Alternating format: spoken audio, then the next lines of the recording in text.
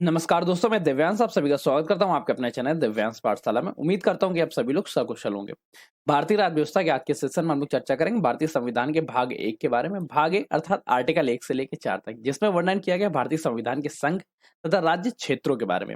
किस प्रकार से भारत में नए राज्यों का प्रवेश होगा, किस प्रकार से पुराने राज्यों का नाम परिवर्तन होगा, पुराने राज्यों की सीमा में परिवर्तन किया जाएगा तथा इन सभी के साथ भारत का नाम क्या होगा, इन सभी पॉइंट्स की चर्चा होती है भाग 1 के अंतर्गत तथा इससे संबंधित क्वेश्चन आपके एग्जाम में पूछे जाते हैं। चलिए आज की क्लास को स्टार्ट करते हैं। आज की क्लास में मुख्य पॉइंट्स क्या रहेंगे, एक तो डिटेल क्लासेस, साथ में पीडीएफ नोट्स। ये पीडीएफ नोट्स आप लोगों को कहाँ मिलेंगे, किस तरह से मिलेंगे, इसके लिए आपको वीडियो को लास्ट तक देखना पड़ेगा। अगर आपको हमारा ये सेशन पसंद आता है तथा आप चाहते हैं कि सारी क्लासेस आप सभी लोगों के लिए फ्री ऑफ कॉस्ट में लाई जाए, तो सेशन को लाइक करके दोस्तों के साथ शेयर कर दीजिएगा। चैनल पे नए हैं, चैनल को पहली बार देख रहे हैं तो चैनल को सब्सक्राइब कर लीजिएगा आप, क्योंकि आपका एक सब्सक्रिप्शन हमारे लिए मोटिवेशन का और आपके लिए सिलेक्शन के प्रति एक नया कदम होता है। तो चलिए सिलेक्शन के प्रति एक नए कदम को आगे बढ़ाते हैं और चर्चा करते हैं संघ एवं उसके राज्य क्षेत्रों के बारे में। इस पॉइंट को पढ़ने के लिए आपको सबसे पहले आर्टिकल एक भाग 1 आर्टिकल 1 से लेकर 4 तक को देखना पड़ेगा। इसके मध्य क्या 4 आर्टिकल है, आर्टिकल 1, आर्टिकल 2, आर्टिकल 3, आर्टिकल 4।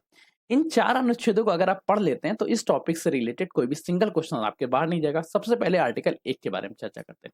अनुच्छेद 1 क्या है, संघ एवं उसके क्षेत्रों के बारे में बता रहा होता है। इसमें 3 मुख्य पॉइंट्स हैं।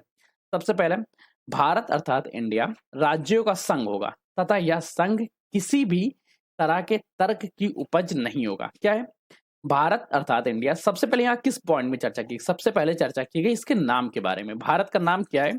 भारत के 2 नाम दिए गए, जिसको हिंदी में हम भारत तथा आंग्ल भाषा में या अंग्रेजी भाषा में हम लोग इंडिया नाम से संबोधित करेंगे।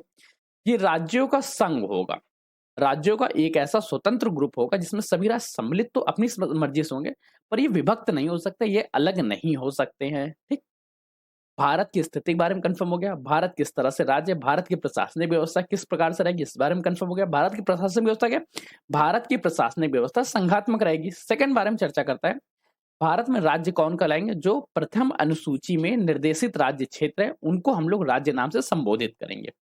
राज्य क्या होगा? राज्य वे क्षेत्र होंगे जो प्रथम अनुसूची में शामिल हो गए। प्रथम अनुसूची में 3 तरह के राज्यों की संकल्पना प्रस्तुत की गई। एक राज्य, केंद्र शासित प्रदेश तथा तीसरा अधिग्रहित क्षेत्र। वर्तमान समय में भारत में कोई भी अधिग्रहित क्षेत्र नहीं है। इससे पहले कुछ अधिग्रहित क्षेत्र होते थे, जैसे कुछ समय के लिए गोवा अधिग्रहित क्षेत्र के रूप में रहा। धीरे धीरे अधिग्रहित अधिग्रहित क्षेत्रों को केंद्र शासित प्रदेश एवं राज्यों में शामिल कर लिया गया। ठीक, भारत के राज्यों में भारत के राज्यों की श्रेणी क्या है? भारत में 3 तरह के राज्य हैं। पहले राज्य, सेकंड केंद्र शासित प्रदेश, थर्ड अधिग्रहित क्षेत्रों के बारे में। अब हम लोग चर्चा करते हैं आर्टिकल 1 से बढ़ के आगे चलते हैं आर्टिकल 2 के बारे में। आर्टिकल 2 चर्चा करता है कि नए राज्यों का भारत में किस प्रकार से प्रवेश होगा। अब नए राज्यों के प्रवेश से संबंधित 2 पॉइंट्स आपको आएगा। आर्टिकल 3 भी कहता है कि नए राज्यों की स्थापना किस प्रकार से करेगा। आर्टिकल 2 भी कहता है नए राज्यों की स्थापना किस प्रकार से होगी। आपके मन में जब भी संशय है तो आर्टिकल 2 के बारे में याद रखिएगा, बाहरी पुनर्समायोजन। एक सेंटेंस या एक लाइन याद रखिएगा, आर्टिकल 2 से बाहरी पुनर्समायोजन मतलब क्या है? कल के दिन नेपाल अगर भारत में शामिल होता है, नेपाल जब भारत में शामिल होगा तो इस बारे में किस में वर्णन किया होगा? इसमें वर्णन किया जाएगा, आर्टिकल 2 में इसका प्रावधान दिया गया, अनुच्छेद 2 में इसका प्रावधान दिया गया है कि कोई भी बाहरी भूमि जो वर्तमान समय में किसी अन्य राष्ट्र के पास है, वो भारत में किस प्रकार से सम्मिलित हो सकती है। कल के दिन जिस तरह से स्थिति चल रही है, एक नल्ला पाकिस्तान क्षेत्र है, उस क्षेत्र को भारत में शामिल करना पड़ेगा। यार जब कुछ बचेगा नहीं तो क्या, हमारा ही छोटा था तो हम ही में शामिल हो जाएगा। तो ये इस तरह का समायोजन किस प्रकार से किया जाएगा, इसका वर्णन अनुच्छेद 2 में किया गया। अनुच्छेद 2 क्या कहता है? नए राज्यों का भारत में किस प्रकार से प्रवेश होगा तथा इस तरह से नए राज्यों की स्थापना किस प्रकार से होगी। अब चर्चा करते हैं आर्टिकल 3 के बारे में। अनुच्छेद 3 संसद को यह अधिग्रहित करता है, यह संसद को यह बताता है कि भारत के राज्य क्षेत्र के अंतर्गत जो राज्य हैं, भारतीय राज्य क्षेत्र सीमा के अंतर्गत जो राज्य हैं, उनके नाम में परिवर्तन किस प्रकार से किया जाएगा, उनकी सीमा में परिवर्तन किस तरह से किया जाएगा, उनमें से किसी भी राज्य को काटकर या किसी भी राज्य के क्षेत्रफल को कम करना, किसी भी राज्य के क्षेत्रफल को बढ़ाना या किसी भी राज्य को किसी अन्य राज्य में शामिल करना या किसी भी राज्यों का मर्जर करना, ये कार्य किस तरह से किए जाएंगे, इसका पूरा वर्णन किया गया आर्टिकल 3 या अनुच्छेद 3 में। आंतरिक पुनर्समायोजन, नया राज्य बनाना। ये नए राज्य कब बनेंगे? भारत के राज्यों से कैसे विभक्त होके या भारत की सरजमीन के ही टुकड़े पे नए राज्यों का निर्माण होगा। राज्य की क्षेत्रफल को बढ़ाना, राज्य के क्षेत्रफल को कम करना, राज्य की सीमा बदलना, राज्य के नाम में बदलना, ये सभी के सभी कार्य किए जाएंगे आर्टिकल 3 के तहत। अभी आर्टिकल 3 के तहत करने के लिए 2 पॉइंट्स याद रखिएगा, जो आपसे एग्जाम में पूछे जाएंगे। अभी तक क्या था, अभी तक एग्जाम में बड़ा स्मार्ट नहीं होता था, वो केवल आर्टिकल 3 पूछ लेता था और आपसे पूछ लेता था कि आर्टिकल 3 में क्या वर्णन किया। अब ये पूछा जाएगा कि आर्टिकल 3 में किसी भी कृत्य को कार्य करने के लिए कौन उत्तरदायित्व होता है। आर्टिकल 3 एवं आर्टिकल 2 में किए गए प्रत्येक कार्य हेतु संसद उत्तरदायी होता है, परंतु आर्टिकल 3 में एक छोटा सा क्लॉज है कि आर्टिकल 3 में किसी भी बिल को पेश करने के लिए सबसे पहले राष्ट्रपति की पूर्व सहमति आवश्यक है। राष्ट्रपति की पूर्व सहमति होगी तभी जाके ये सभी बिल पेश किए जाएंगे संसद में। आर्टिकल 3 क्या है? अनुच्छेद 3 में किसी भी बिल को या किसी भी विधेयक को पेश करने के लिए राष्ट्रपति की पूर्व सहमति आवश्यक है, राष्ट्रपति की पूर्व सहमति जरूरी है। और ये सब पेश कहाँ किए जाएंगे? संसद में साधारण बहुमत के माध्यम से। ठीक, अब हम लोग चर्चा करते हैं राष्ट्रपति की पूर्व सहमति आवश्यक है। विधेयक संसद में साधारण मत से पारित होना चाहिए। केंद्र शासित प्रदेशों के मामले में उसी प्रक्रिया का पालन किया जाएगा, सिवाय इसके कि केंद्र शासित प्रदेशों में विधानमंडल के संदर्भ की आवश्यकता नहीं होती। संबंधित राज्य विधायिका को एक निश्चित अवधि के लिए इस तरह के प्रावधान के लिए भेजना मंजूरी है, प्रावधान के लिए मंजूरी देनी होगी। अब एक पॉइंट्स आपके दिमाग में और होगा, जैसे जस्ट सपोज कल के दिन हमारी इच्छा की या कल के दिन हमारी संसद में एक बिल पेश होता है कि बिहार राज्य को उत्तर प्रदेश राज्य क्षेत्र में शामिल कर लिया जाए प्रशासनिक सुविधा के आधार पर। तो क्या बिहार राज्य और उत्तर प्रदेश राज्य की जो विधानमंडल है, क्या इन विधानमंडल में ये बिल पेश होना जरूरी है या इन विधानमंडल की परमिशन होना आवश्यक है, या केवल संसद में साधारण बहुमत से पास करके इस तरह के बिल को संसद में साधारण बहुमत के माध्यम से या मर्जर पॉसिबल हो सकता है। ये पॉइंट्स है, आप लोग ध्यान रखिएगा। एक बार दोबारा रिपीट कर लेते हैं, फिर इसका जवाब लेते हैं कि कल के दिन संसद में एक विधेयक पेश होता है। विधेयक पेश होने का मतलब क्या है? राष्ट्रपति की इसमें पूर्व सहमति है। राष्ट्रपति की पूर्व सहमति पे इस तरह का विधेयक पास होगा। उत्तर प्रदेश एवं बिहार के राज्य क्षेत्र को सम्मिलित किया जा रहा है। तो क्या उत्तर प्रदेश और बिहार राज्य के विधानमंडल से परमिशन लेना आवश्यक है? तो देखिए, सबसे पहले क्या होगा, पॉइंट्स याद रखिए। सबसे पहले राष्ट्रपति की पूर्व सहमति, राष्ट्रपति की पूर्व सहमति के साथ संसद में बिल पेश किया जाएगा।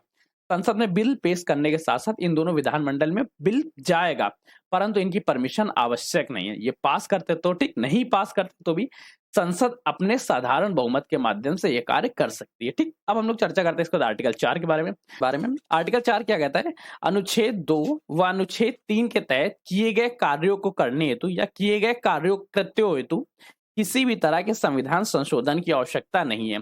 यह केवल साधारण बहुमत के आधार पर किया जा सकता है। पॉइंट कंफर्म हो गया। आर्टिकल 4 क्या कहता है? आर्टिकल 4 कहता है आर्टिकल 2 व आर्टिकल 3 के तहत किए गए कार्यों हेतु संविधान संशोधन की आवश्यकता नहीं है। यह संसद में केवल साधारण बहुमत के आधार पे पेश किया जाएगा तथा संसद में साधारण बहुमत के आधार पे किया जाएगा। पॉइंट्स कंफर्म हो गए। आर्टिकल 1 क्या कह रहा है? आर्टिकल 1 कहता है भारत अर्थात राज्यों का संघ होगा तथा भारत किस राज्यों के बारे में बताता है कि किस तरह से राज्य होंगे, राज्यों का निर्माण किस प्रकार से होगा। सेकंड आर्टिकल बताता है किसी भी तरह के बाहरी राज्यों को भारत में किस प्रकार से शामिल किया जाएगा, किस प्रकार से उसकी सरजमी को भारत में शामिल करके प्रावधान बनाए जाएंगे। आर्टिकल 3 क्या कहता है? आर्टिकल 3 कहता है कि राज्य के अंतर्गत किसी भी राज्यों की सीमा में परिवर्तन करना, नाम में परिवर्तन करना, सरजमी में परिवर्तन करना, सीमाओं में परिवर्तन करना, यह कार्य किस प्रकार से किया जाएगा। आर्टिकल 4 क्या कहता है? आर्टिकल 4 कहता है 2 व 3 में किए गए कार्यों हेतु साधारण विधेयक की आवश्यकता है। इसके लिए संविधान संशोधन की कोई आवश्यकता नहीं होगी। अब हम लोग चर्चा करते हैं उन राज्यों के बारे में जिनका निर्माण हुआ इस आधार पर। जैसे आंध्र प्रदेश का निर्माण हुआ, मद्रास से बना हुआ पहला भाषाई राज्य 1953 में बनता है। 1954 में दमन द्वीप, 1954 में पुडुचेरी के बारे में महाराष्ट्र व गुजरात। इस लिस्ट को आप लोग याद रख लीजिएगा। इसमें से मुख्य तौर पर पूछा जाता है तेलंगाना के बारे में, साथ में जम्मू कश्मीर एवं लद्दाख के बारे में। अब हम लोग उन क्वेश्चंस के बारे में कवर कर लेते हैं जो क्वेश्चंस आपके एग्जाम में पूछे जाते हैं। एक क्वेश्चन याद रखिए, किस राज्य के नाम में परिवर्तन करने का अधिकार, किसी भी राज्य के नाम में परिवर्तन करने का अधिकार निम्नलिखित में से किसको प्राप्त है? राष्ट्रपति को, संसद को, संबंधित राज्य के विधानमंडल को या संबंधित राज्य के राज्यपाल को। याद रखिएगा, किसी भी राज्य के नाम में परिवर्तन किया जाए या उसकी सीमा में परिवर्तन किया जाए या उस राज्य क्षेत्र की सरजमी को किसी नए राज्य क्षेत्र में शामिल किया जाए, और ये शामिल करना भारतीय सरजमी के अंतर्गत होगा। फिर हम लोग चर्चा करते हैं सेकंड क्वेश्चन के बारे में। संसद की नए राज्यों को बनाने की प्रक्रिया के बारे में निम्नलिखित में से कौन सा कथन सही नहीं है? अब आपको इसमें गलत कथन के बारे में चर्चा करनी है या गलत कथन को आपको पहचानना है। पहला क्या है? संसद विधि द्वारा नए राज्य बना सकती है तथा मौजूदा राज्यों की सीमा या नामों में फेरबदल कर सकती है। मेरे ख्याल से ये ऑप्शन आज सही है, क्योंकि अभी हम लोगों ने पढ़ा आर्टिकल 3 के तहत या अनुच्छेद 3 के तहत, जिसमें संसद किसी भी नए राज्यों का निर्माण कर सकती है तथा उसकी सीमा में परिवर्तन कर सकती है। इस प्रकार का कोई विधेयक राष्ट्रपति की सिफारिश के सिवाय संसद में पेश नहीं किया जा सकता। ये भी हम लोगों ने पॉइंट्स पढ़ा। फिर हम लोग पढ़ते हैं इस प्रकार के किसी विधेयक को राष्ट्रपति प्रभावित राज्य के विधानमंडल को निर्देशित कर सकता है, निर्देश दे सकता है। ये भी बात सही है। फिर एक डी पॉइंट दिया गया है, इस प्रकार की विधि अनुच्छेद 368 में कार्य क्षेत्र में आएगी। अभी हम लोगों ने पढ़ा जब इस तरह के कोई परिवर्तन किए जाएंगे तो उसमें संविधान संशोधन की आवश्यकता नहीं होगी। अनुच्छेद 368 किस बारे में चर्चा करता है? अनुच्छेद 368 सदैव संविधान संशोधन के बारे में अनुच्छेद है, या इसमें संविधान संशोधन की प्रक्रिया के बारे में बताया गया है। अब ऑप्शन कौन सा सही है ये आप लोग कंफर्म हो गए होंगे, जिसमें आपको टिक लगाना है। चलिए आज के सेशन को यहीं तक रखते हैं। उम्मीद करते हैं कि आप सभी लोगों को सेशन पसंद आया होगा। अगर सेशन अच्छा लगा तो लाइक करके दोस्तों शेयर कर दीजिएगा। चैनल पर नया है, पहली बार है, चैनल को सब्सक्राइब कर लीजिए, क्योंकि आपका एक सब्सक्रिप्शन हमारे लिए मोटिवेशन का और आपके लिए सिलेक्शन के प्रति एक नया कदम होता है। अगर आप अपने व्यूज कमेंट करके बताइए। साथ में आज के सेशन के लिए इतना ही रखते हैं। तब तक के लिए कीप स्टडिंग, कीप स्माइलिंग। पढ़ते रहिए, मुस्कुराते रहिए। पढ़ाई मुस्कुराहट एक साथ अच्छी लगती है, अकेले में दोनों ही अधूरे हैं। धन्यवाद दोस्तों।